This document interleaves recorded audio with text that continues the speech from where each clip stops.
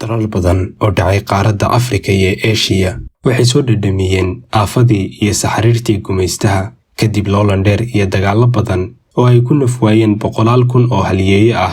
Waxay awood u yeesheen dalalkii la gumaysan jiray inay iska rogaan heeryadii gumaystaha. Gumaystihii wuu baxay, laakiin wuxuu noqday mid si dadban u gumaysta dalalkii ay shalay gumaysan jireen, waxayna noqdeen kuwo si xisaab la'aan ah u daadguraysta khayraadkii iyo hantidii ay lahaayeen dalalkaasi. Waxaana ka mid ahaa dalalka uusan gumaystuhu si dhammaystiran uga bixin dalka Malaysia, waxaana lagu qiyaasay 20 sano kadib ka hayaamidii gumaystuhu ka hayaamay in shirkadaha ka shaqeeya dalkaasi ay ahaayeen 60% ka mid ah shirkado shisheeye badankood uu leeyahay Ingiriisku, waxayna ahaayeen kuwo dhammaan faa'iidooyinkii ay xaqiijin jireen u dira dalka Ingiriiska, halka Malaysia ay u reebi jireen shilimaad yar oo aan waxba u tarayn. Laakiin markii uu yimid Mahathir Mohamad, waxay ku qaadatay 4 saac oo kaliya inuu kula soo wareego dhammaan shirkadihii tunka weynaa ee ay Ingiriisku ku lahaayeen Malaysia. Haddaba, sidee dhalinyaro dhowr ah ay awood ugu yeesheen ka badbaadinta dalkooda aafadii gumaystuhu la doonay? Waa jawaabta aynu daawadayaal ku ogaan doono muuqaalkeena maanta. Magacaygu waa Cabdiraxmaan Cumar, halkanina waa Bari Media. Ku soo dhawaada daawadayaal muuqaalkeena maanta.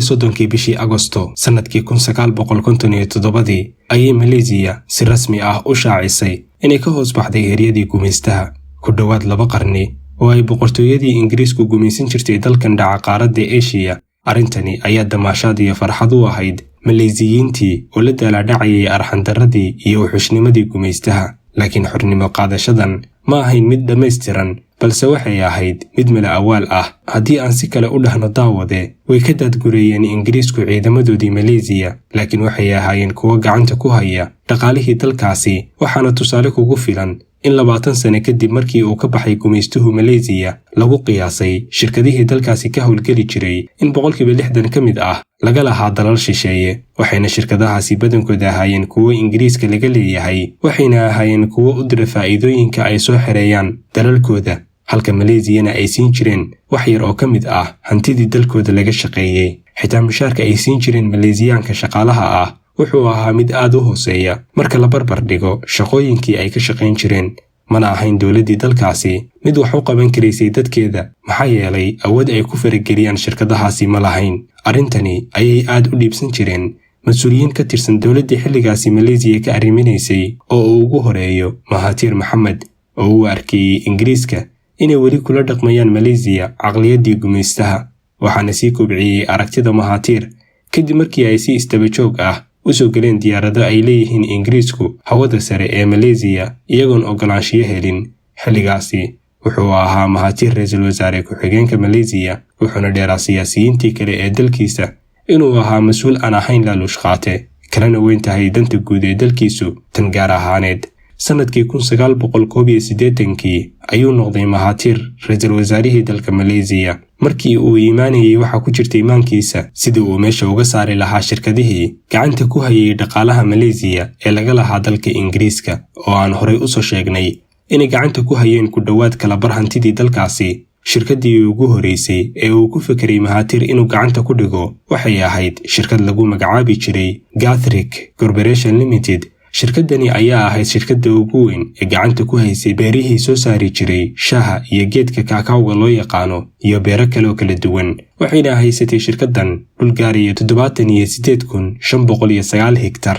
Inkastoo dowladdii Malaysia ay ku lahayd shirkaddan 25% sheerkeeda oo ay u matali jirtay wakaaladii maalgashiga Malaysia ee loo soo gaabin jiray BNB, haddana kuma lahayn Malaysia xitaa hal xubin golaha maamul ee shirkaddaasi. Ma ahayn Mahathir oo keliya cidda ka soo horjeeday qaabka ay Ingiriisku ula dhaqmayeen Malaysiyaanka, balse waxaa jiray mas'uul kale oo la oran jiray Ismaaciil Maxamed Cali, oo ahaa gudoomiyaha bangigii dhexe ee Malaysia ka hor intaan laga qaadin jagadaasi sanad ka hor. Markii uu noqday Mahathir ra'iisul wasaare, Ismaaciil ayaa saluugsanaa Ingiriiska.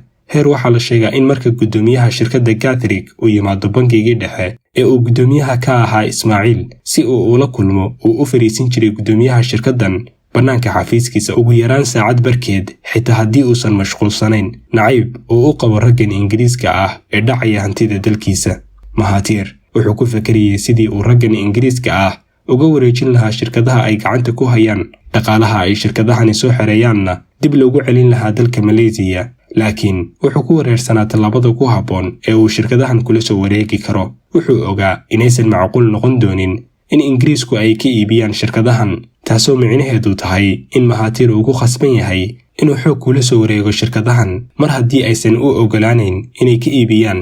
haddana tallaabadan ayuu ogaa Mahathir in haddii uu qaado ay cabsi gelin doonto maalgashadayaasha ajaanibta ah oo aan dib ugu aamini doonin hantidooda Malaysia.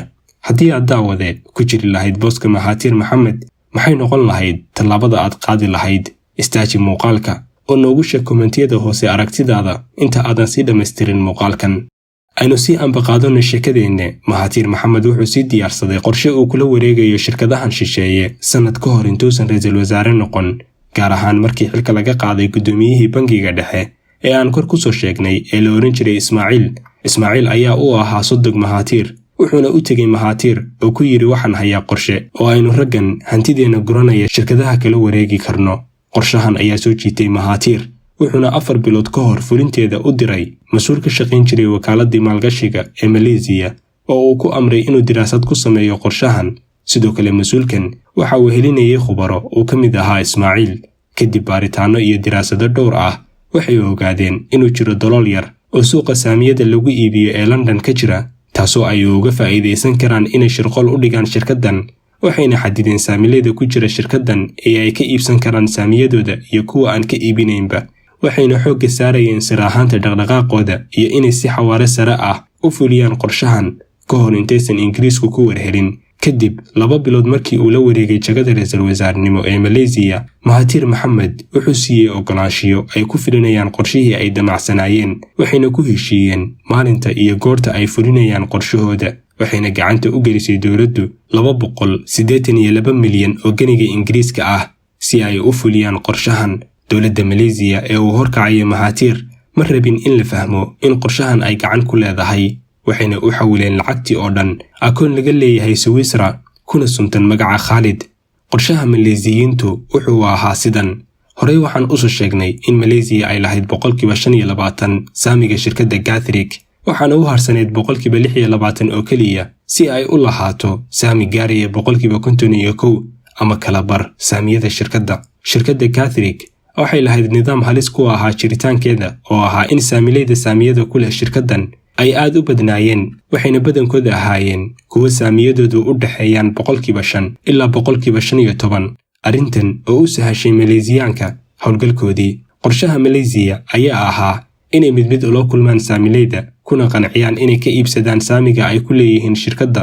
dabcan cidda la kulmaysa ma ahan dowladda Malaysia, balse waa ganacsade Malaysian ah oo iska dhigaya inuu rabo inuu saamiyadan u iibsado ganacsi ahaan. arrinta Malaysiyaanku xoogga saarayeen ayaa ahayd in marka ay u tagaan xubin walba uusan ogaan qofka kale si aysan kor ugu kicin qiimaha saamiyada shirkaddu, ama aan ugu ogaan mas'uulkii ugu sareeyay shirkadda oo dabcan ahaa nin Ingiriis ah. ballantu waxay ahayd in qorshahan uu hirgalo 7 Sebtembar 1981, waxayna rabeen inay ku qanciyaan qayb ka mid ah saamiyadii shirkadda inay ka iibiyaan saamiyadooda ka hor intuusan furmin suuqa kala iibsiga saamiyadu. waxay isku qaybiyeen 3 qaybood.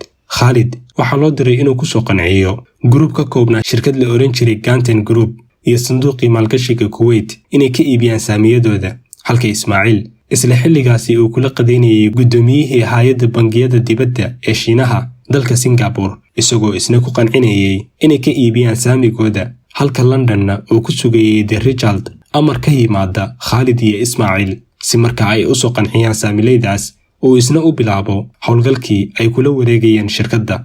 Khalid uu ku soo guuleystay inuu ku soo qanciyo saamiyadii loo diray, halka Ismaaciil ay ka diideen Shiineysku inay ka iibiyaan saamigooda. arrintani oo ka dhigtay Ismaaciil mid u arka qorshahoodii inuu ku dhow yahay guuldarro. wuxuu markiiba wacay Khalid, laakiin Khalid ayaa u sheegay inaysan joogin meel laga noqon karo, horeyna u sii soconayaan. markiiba Khalid wuxuu fariin u diray Evel The Richard oo ku sugayay London, isagoo ku amray inuu suuqa galo iibiyana saamiyada yaryarka ah.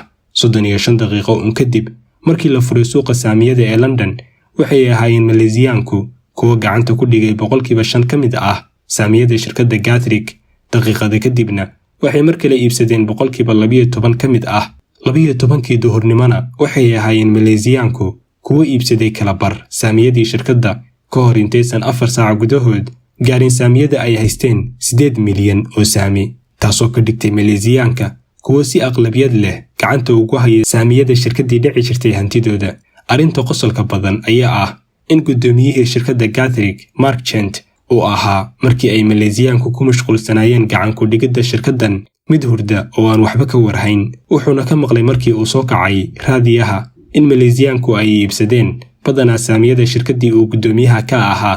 dhacdadan ayaa wajigabax ku noqotay Ingiriiska iyadoo la isweydiiyey sida shirkad ka mid ah 70 shirkadood ee ugu baaxadda weyn dalka Ingiriiska awood loogu yeeshay in lagula wareego saacado kooban. dabaaldegiyo iyo damaashaad ayaa ka bilowday Malaysia. ugu dambeyn shirkaddii cunaqabataynta ku haysay dhaqaalaha Malaysia waxay gacanta u soo gashay dowladdoodii, waxayna maalintii xigtay wargeysyadii Malaysia ka soo bixi jiray ku daabaceen safxadaha hore ee wargeysyadooda qormo uu micnaheedu ahaa Gathric waxaa lagu soo celiyey guriga.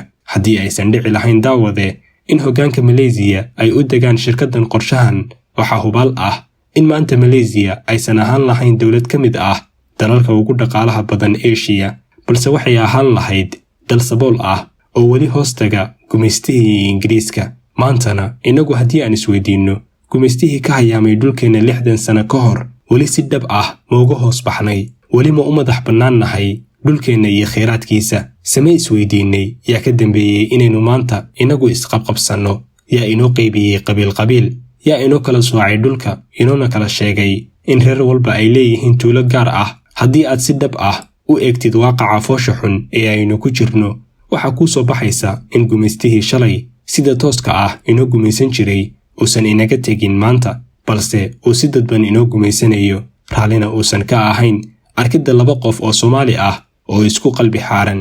maanta Soomaaliya uma baahna inaynu isku mashquulinno la dagaalamidda qabyaalad iyo wax la mid ah, balse ugu horeyn waxaan u baahannahay sida Mahathir Mohamad oo kale hogaamiye daacad ah oo xididada u siiba gumaystaha weli sida raaxada ah u biriliqaysanaya hantideenna, innagana colaadaha inaga dhex horinaya.